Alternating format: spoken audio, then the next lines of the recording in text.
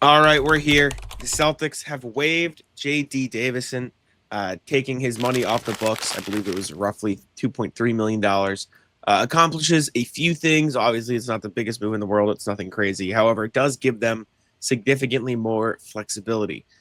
Before the move, they were still a second apron team. They got out of the second apron, and then once they got Luca Garza and Josh Minot signed them in free agency, it took them a little bit less than $1 million back over the second apron line, but waiving JD Davison takes them back below it, which means they can now act as a first apron team instead of a second apron team.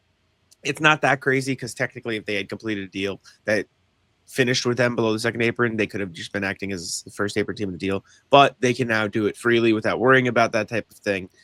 They could sign a player if they feel like it. It gives them an open roster spot at the end of the roster. They now have 14 instead of 15 on their standard roster, and it could allow them to take back multiple players in a trade should that be the route they decide to go in, if that helps them with their salary some way. If it's a $12 million player and a $10 million player for Simons that would shed $5 million, they have a bit more flexibility to make moves now. But unfortunately, the price was waiving JD Davison.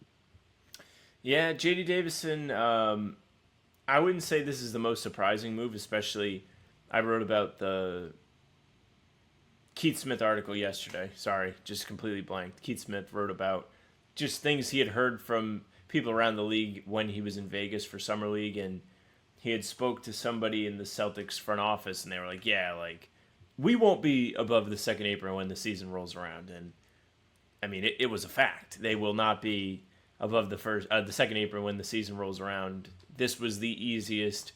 Like, nobody else had to be involved in this except for them waiving JD. I wouldn't be shocked if there was more to come, but Himmelsbach tweeted yesterday from the Globe, there is no other move imminent at the moment.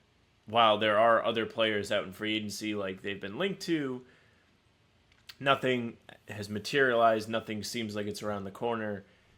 It would be kind of smart for them to just roll into the season like this, because if you're below the second apron and you still have everybody on the roster, you do have an opportunity to look at Simons and see what you think of him.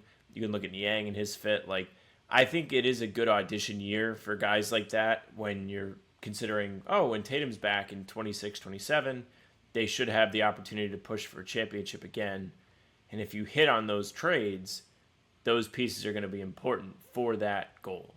But for now, they've achieved it in the short term. If they were to trade one of those guys, it wouldn't be the most surprising thing.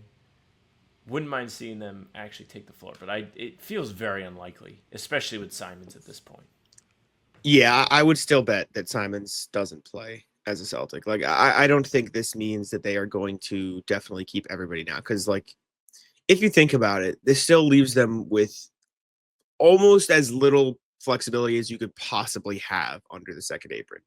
And Basically, still second apron. yeah, we have been hearing up to this point, like the rumblings and reports and speculation of could they even dodge the luxury tax. So if they go into the second apron, just like less than 2 million or around 2 million under the second apron, with no flexibility to sign anybody, no flexibility to upgrade a two-way player without making a trade, no flexibility to do anything, and they're already interested in guys like Ben Simmons, not even from their perspective of, oh, should they sign Ben Simmons, but that they are willing to sign another player to the roster.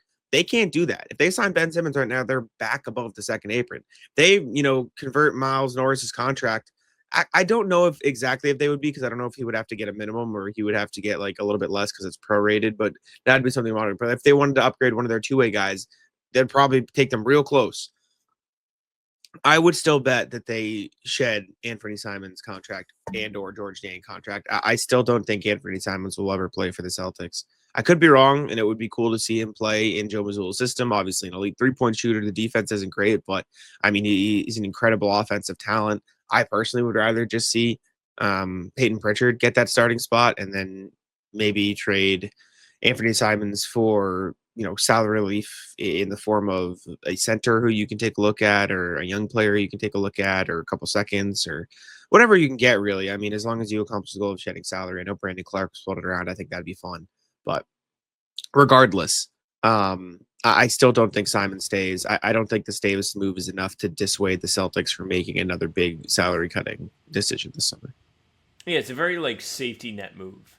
If nothing else happens, they no longer have to play into another team's leverage. with the situation they were in before waiving JD, they essentially had to play exactly by the rules whatever team would want to play in a trade, or they had no leverage. Now, I'll put JD Davison highlights on the under, screen. all right, you're under the the second apron regardless, and the other team doesn't need to help you achieve that. Would it be nice to get further underneath it? Oh yeah, for sure. But you no longer have to take pennies on the dollar for Anthony Simons out of desperation. If you want to trade him, that's still fine. But I think if they trade him now, there's more of a likelihood that they will get a better return, or at least like maybe the trade takes a little longer. It's after training camp, maybe the season has started, and you're getting something from a team who thinks he can make them a better contending team. But even with that, I know we've talked about it before. Once the season starts, it becomes a lot more difficult to make moves like this because that's the teams issue. don't have the cap space. But teams don't really have cap space as is right now. Like, there's a lot of holdup in the restricted free agency market. I was reading the ESPN article today because the Nets are the only team that can really offer above the mid-level exception. Yeah, but like it's still much easier to make the move in now than during the season because there's more time to figure out your roster. There's more time to get things ironed out before training camp. You don't have to worry about integrating a player mid-season. You get the full season to do it. You can have more than 15 players on the roster right now, so you can go over and then waive some because training camp max is 20 or something, or maybe 21 versus 15 during the regular season. Like it's just a lot easier to shed salary and trade players in the offseason than it is during the regular season.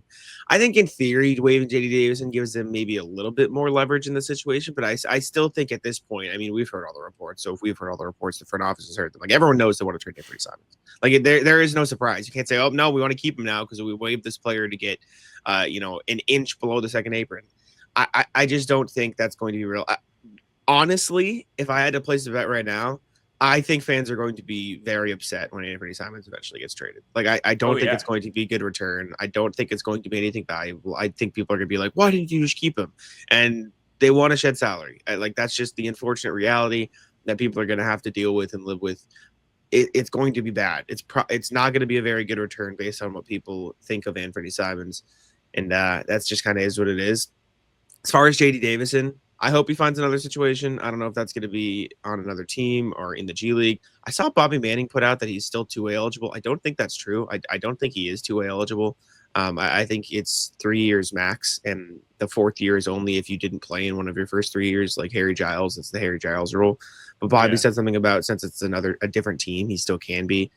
I don't think that's how it works. But I hope another team is willing to give him a shot. I don't know how likely it is. That was a crazy dunk on the screen, but good luck to him. I don't know. But regardless, let us know what you think, JD Davison, of potential moves that are yet to come. Make sure to leave a like, subscribe, and all the same, take it out.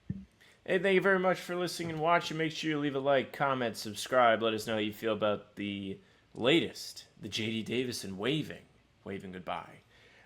You can subscribe to the channel. We are here every single day with new content. Full pods drop Tuesday, Thursday, Sunday. Game recaps up the morning after each game, and other videos like these are up in between to keep you up to date with all things Celtics. You can find the two of us streaming live during the season for pregame. A lot of fun. Come hang out half hour before each game. We're also on Spotify and Apple. All pods and recaps are there, so if you want those followed, they'll go right to your feed. Leave a 5-star review. We'd appreciate that very, very much. You can email us, hbtcpod@gmail.com. We're reading them every single time we do a podcast.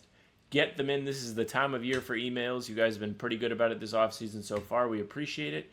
hbtcpod@gmail.com. Our socials are at How About Them C's for Twitter, Instagram, TikTok. Facebook's the name of the podcast. All streams are there. They're on YouTube. They're on Twitter. Jack's Twitter is Jack's NBA. Mine's at Sam LaFrance NBA. That's it for us.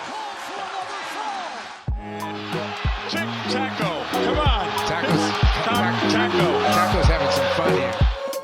That is bogus. These guys are ridiculous.